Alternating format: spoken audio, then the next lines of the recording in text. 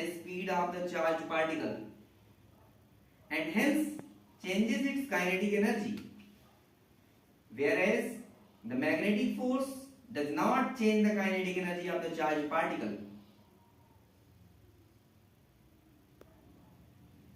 फिर से the electric force changes the speed of the charged particle and hence changes its kinetic energy, whereas the magnetic force does not change the kinetic energy of the charged particle. Statement 1. Statement 2.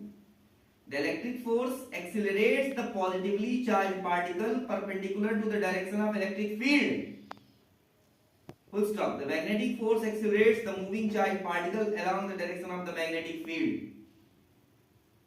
अरे भाई गलत है ये, पहला सही है। अब पहला सही है, दूसरा गलत है। पहला क्यों सही है? पहला ये कह रहा है the electric force changes the speed of the charged particle, सही बात है। इलेक्ट्रिक फोर्स जो होगा वो चार्ज पार्टिकल की स्पीड चेंज कर देगा, क्योंकि अगर आप इलेक्ट्रिक फील्ड में चार्ज पार्टिकल को रखेंगे तो F बराबर QE, तो एक्सेलरेट हो जाएगा, एक्सेलरेट होगा वेलोसिटी चेंज हो जाएगी, तो स्पीड चेंज होगी, मैग्नीट्यूड चेंज होगा। तो समझे? क्लियर है ये?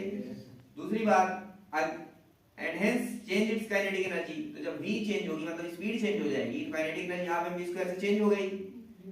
बोल रहे हैं whereas the magnetic force does not change the kinetic energy of the charged particle, पिछले क्वेश्चन में देखे। क्लियर?